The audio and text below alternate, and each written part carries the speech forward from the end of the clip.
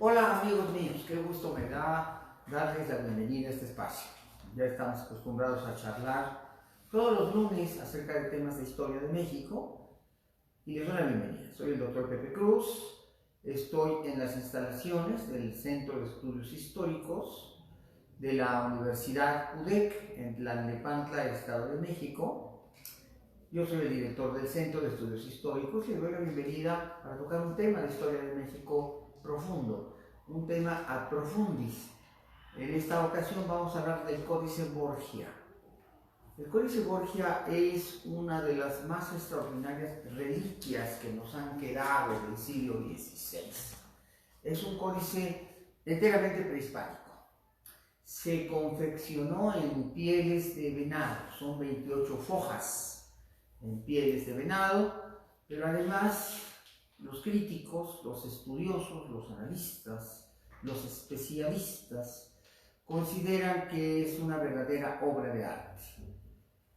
A pesar de que contamos con un número importante de códices, nada comparado con lo que fue en la antigüedad, donde pudieron haber cientos de miles de estos libros antiguos de los aztecas, de los mayas, de los pueblos de Mesoamérica antigua.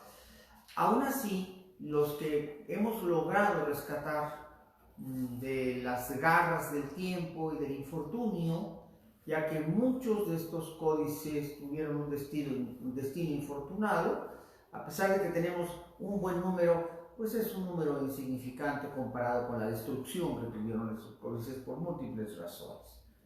Se sabe que había una gran biblioteca que fundó Nezahualcóyotl en la ciudad de Texcoco y que allá en el Palacio Imperial Acolhua, en la ciudad de Texcoco, había quizá entre 12 y 18,000 libros, como el Códice Borgia.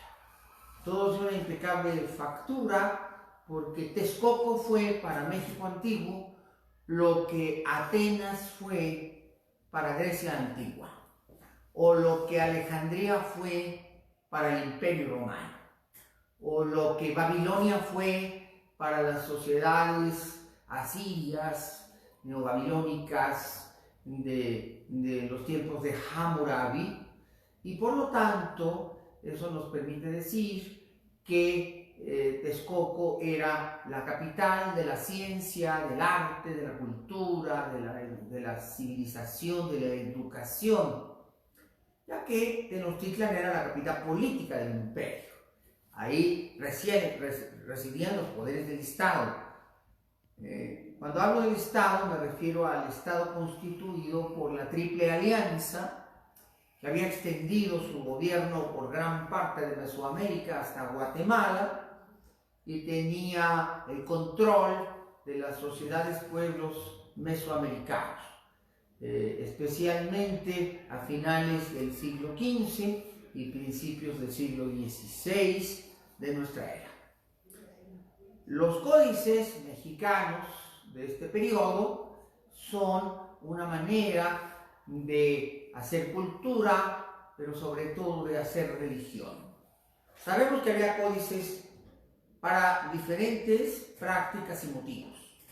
Había códices sobre textos históricos que contaban historias, la fama y la gloria y la grandeza de una dinastía o de un rey. Y había otros textos que estaban dedicados a estudios de la botánica, del conocimiento universal, inclusive de la medicina. Otros textos estaban completamente inmersos en el tema religioso. Ese es precisamente el caso del Códice Borgia, que es el códice del que hoy estamos hablando. Una de las más bellas expresiones de la antigua arte, ciencia de los tlacuilos del mundo mesoamericano. Los tlacuilos aztecas, los texcocanos, los cholultecas, o mixtecos zapotecos, o mayas. Estas sociedades tenían toda una especialidad. Los escribanos eran llamados así, tlacuilos, y tenían el conocimiento de las pinturas, de los tintes, de las anilinas, del papel, de la piel de venado, en lo que hacían estos libros pintados maravillosos. Cuando los españoles llegan, intervienen en la destrucción de muchas de las fuentes de cultura de Mesoamérica y educación. A veces los destruyeron de manera deliberada, como podría ser el reclamo que le haríamos al obispo de Yucatán, al obispo Landa, que hizo una quema de códices en el acto de Maní, cuando él, en el acto de Maní, pues quema una enorme cantidad de códices. Pero muchas veces los códices se destruyeron por la guerra misma. En el caso de Texcoco, la gran biblioteca de Nezahualcóyotl fue quemada, incinerada por el fuego, y todos estos códices se quemaron. En el caso de los códices, probablemente cientos de miles que había en el palacio del emperador Moctezuma, en las casas nuevas, que se ubicaban donde está el Palacio Nacional, que fue el Palacio Virreinal, y primero la casa de Hernán Cortés, ya que primero es casa de Cortés, hasta que el rey reclama para sí el palacio y lo convierte en la residencia oficial de los virreyes. En ese palacio pudieron haber habido 100 o 200 mil códices. Las fuentes no nos pueden dar el número exacto, pero había grandes salones llenos de libros. También en las casas de Atzayaca, que es donde hoy está el edificio del Monte Piedad, del otro lado de la catedral, donde se encontró la piedra del sol o calendario azteca adosado a una de las torres de catedral, ahí enfrente. Ahí encontraríamos otro palacio donde había otra cantidad enorme de libros, probablemente muchos miles de libros. Pero en Tenochtitlan debe haber libros en muchos lugares. Había una docena de escuelas muy importantes. Sabemos que en el Calmecac o Calmecac, que se encontraba exactamente donde es la calle de Guatemala, ahí estaba el Calmecac, que era la escuela de los nobles. Y ahí había una gran biblioteca de consulta. Hay referencias de Bernal Díaz del Castillo, de Gómara, hay referencias de Motolinía, de que ahí había códices. De Bernardino de Sahagún, del padre Durán, hay muchas referencias de que ahí había códices, y muchos, en gran cantidad. Y había otras escuelas, como el Cuicacali, donde se estudiaba el canto, el Poscali, donde estudiaban los chicos, los jóvenes adolescentes, y los niños que no provenían de las familias reales o de la gran nobleza pipiltin de los mexicas, pero ahí también había una enorme cantidad de códices. Y luego en cada parroquia de barrio, por llamarles parroquias, en cada templo de los barrios de Tenochtitlan, que era un enorme número de barrios, a estos barrios se les llamaba calpulis. Ahí había templos menores y también había escuelas de barrio, y ahí también había una enorme cantidad de códices. El Códice Borgia, por su calidad, por su contenido, por su preciosismo, es una verdadera obra de arte, consideramos que es uno de los códices principales. Debe haber estado en alguna de las más grandes bibliotecas, de las mejores y de las más ricas, porque se trata de una obra maravillosa en piel de venado, son 28 fojas, y en ellas aparecen las representaciones de las divinidades, de las deidades. Es un códice de tema religioso. Aquí, por ejemplo, podemos ver la cabeza, la figura, la presencia de una de las divinidades del panteón azteca, mexica, que es el dios Tezcatlipoca.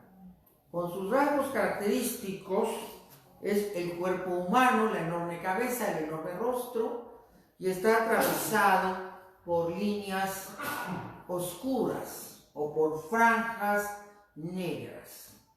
Este dios es muy importante en Mesoamérica porque este dios, el dios Tezcatlipoca, estaba ligado al conocimiento, pero también estaba ligado a la hechicería. Este dios confería la sabiduría, pero también confería el destino de los seres humanos. toda la psicología antigua de los pueblos antiguos en general, tanto americanos como europeos o asiáticos o africanos, está ligado a la simbología del destino, al oráculo de los dioses. Algo que ha angustiado a los hombres de todos los tiempos y en todas las edades es el futuro. ¿Qué ha de venir en mi futuro? ¿Qué ha de venir para mí en la vida? ¿Seré una persona afortunada o sufriré vicisitudes y el ataque de los dioses? La fuerza de las divinidades podía medirse de muchas maneras, pero el más potente de todos los dioses, aparte de Huitzilopochtli y de Quetzalcóatl, es sin duda Tezcatlipoca, porque Tezcatlipoca podía traernos bienestar, suerte, poder, riqueza, conocimiento, pero también podía castigarnos con el dolor más cruel, más cruento, más terrible, con el sino fatal, con una tragedia. Es un Dios de los destinos, es un Dios pavoroso en su parte negativa. Nos puede traer la desgracia en sus formas más crueles de representación. Por lo tanto, era un Dios temible. Aquí lo vemos, aparece en esta figura, con una enorme cantidad según el arte azteca prehispánico, de elementos rituales. En la mano izquierda trae un escudo. Malinali, un escudo. Y este escudo se asocia con 5 flechas. Cuando vemos un escudo cruzado por 5 flechas, significa guerra. Este es un Dios que puede anunciar la guerra. Tezcatlipoca es otro Dios de la guerra parecido a Huitzilopochtli. Y este Dios, cuando anuncia la guerra, también anuncia la muerte. Y por eso abajo del escudo aparece una calavera, un cráneo humano, y solamente vemos los huesos y las cuencas, porque de manos de este Dios pende la guerra, el destino pavoroso de la guerra que aniquila y que destruye las ciudades, las naciones y a las personas. En la mano derecha del Dios vemos que está armado. Es un Dios que está armado. En su mano derecha porta un arma y está con su tocado y sus joyas, su nariguera, pero de su boca, quiero que vean lo que aparece, que está saliendo de la boca del Dios. ¿Qué significa eso que sale de la boca del Dios? Bueno, es una mano. ¿Y qué representa esta mano? Es la mano de una mujer parturienta. En las antiguas épocas de Mesoamérica, muchas mujeres, pero muchas, se estima que por lo menos el 25% de ellas, de todas ellas, morían en el parto. Morían en la guerra por la vida, en la lucha por la batalla de dar a luz un nuevo ser. Y por lo tanto, las mujeres que estaban próximas a la luz pedían la ayuda del Dios para que no se las llevara en el parto. El trabajo de los hombres era ir a la guerra. Morían en la guerra, peleando por su vida, por su patria, por su destino. Pero las mujeres no tenían un destino menos atroz. Ellas podían morir en el parto, en esa otra guerra por la vida, en esa otra lucha por la supervivencia que era en aquellos tiempos tan peligrosa. Morían en la otra campaña o en el otro frente de batalla entre la lucha que se daba entre la vida y la muerte. Y es que eso es lo que representa Tezcatlipoca. Es el Dios de los destinos. Es el Dios de la vida, pero también es el Dios de la muerte. Es el Dios de la buena aventura, pero también es el Dios de la desgracia. Es un retrato mismo de la realidad humana y de los peligros de la vida. De cómo iban los aztecas y los pueblos de Mesoamérica contando sus días y encomendándose a sus dioses, esperando librar a la muerte a través de agradar al Dios temible, al Dios terrible, de la magia, de los destinos, de la vida, de la muerte, el que llevaba el espejo humeante, que representaba conocer el futuro, conocer el destino, conocer los avatares, y tal vez, ¿por qué no?, propiciarlos, y tal vez, ¿por qué no?, estaba en su potestad, si lo deseaba, si lo quería, cambiarlos. Y este Dios que cambia los destinos era uno de los más adorados, para el que se levantaban muchos templos en Tenochtitlan y en toda Mesoamérica. Y este Dios aparece así encumbrado y empoderado en el Códice Borgia, como una de las deidades principales, el Dios de vida y muerte. Y entonces las franjas que vemos en su rostro representan los rayos amarillos solares, la vida y el calor. Las franjas oscuras y nocturnas, la muerte y el frío y el duelo de la pérdida. Y finalmente, ¿para qué servía este códice? Bueno, este códice es un Tonalpohualli, un libro de destinos. Dice en su texto, una de las fuentes primarias, que es Fray Toribio de Benavente, mejor conocido como Motolinía, este fraile franciscano que llegó a México en 1524, que venía con el padre Valencia, con los 12 primeros franciscanos, que por bula del Papa había respondido al emperador Carlos V, que había solicitado la llegada de aquellos misioneros para evangelizar a los indios, y ahí llega el padre Motolinía, y él lo primero que hace es aprender el náhuatl para comunicarse con sus indios y poderlos evangelizar. Y es muy notable cuando precisamente en el capítulo 5 del libro primero de su Tratado de Historia de los Indios de la Nueva España, él nos refiere, y tenían aquellos indios sus calendarios, y eran llamados los Tonalpohualli, en la forma de códices largos compuestos con muchas hojas. Y aquí está, uno de ellos sería el Códice Borgia.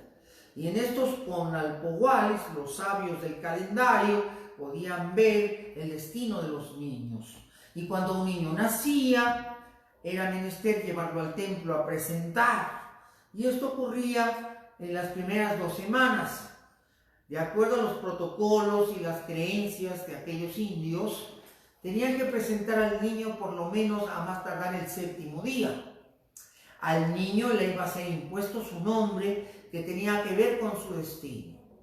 Los sabios sacerdotes de los demonios, así le llaman a los dioses aztecas, los demonios, los sabios sacerdotes de los demonios, consultando sus libros, que en realidad eran calendarios religiosos y rituales, imponían 3 nombres al niño. Fíjense muy bien cómo era el nombre del niño.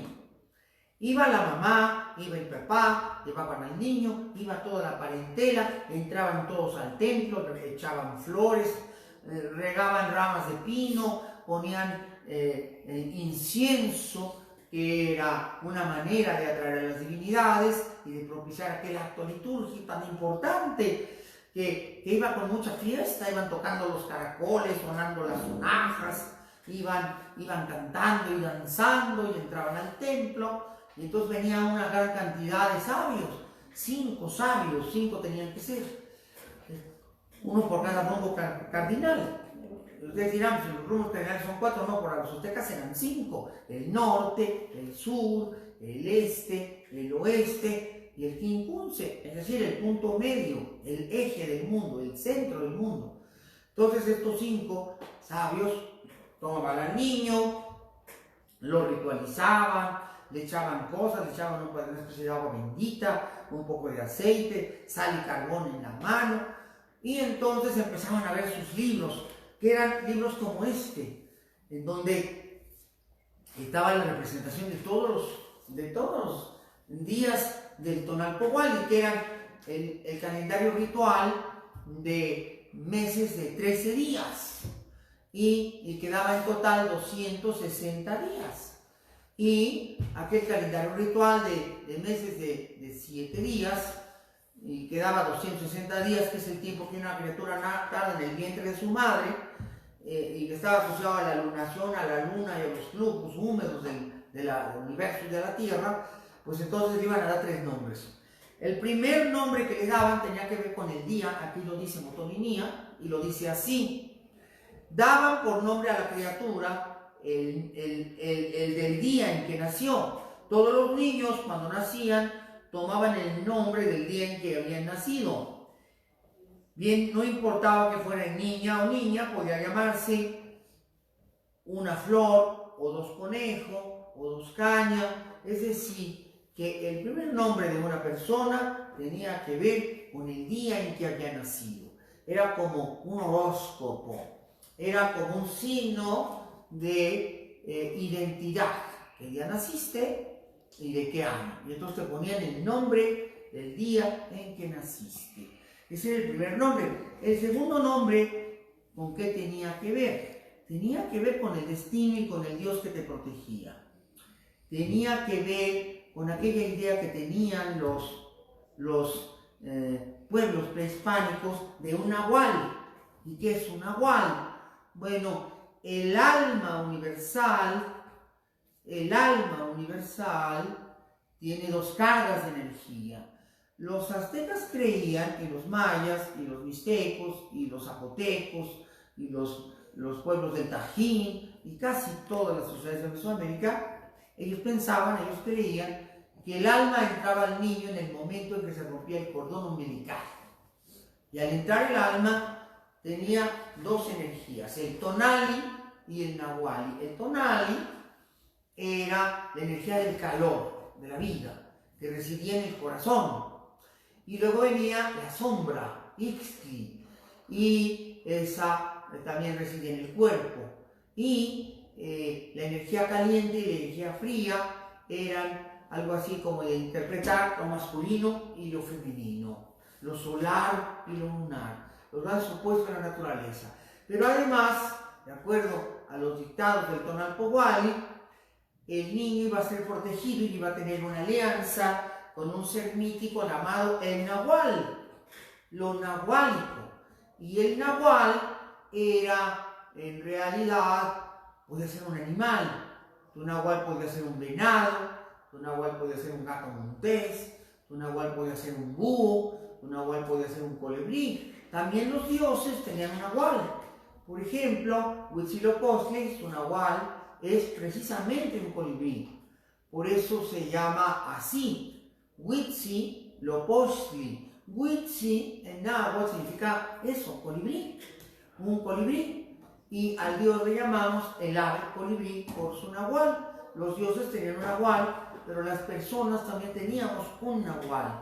Y ese nahual nos servía de aliado, protector, para alcanzar el éxito en nuestra misión de vida. Otro día en un programa exclusivo sobre los nahuales y el nahualismo. Es una concepción muy importante de Mesoamérica que solamente existe en Mesoamérica.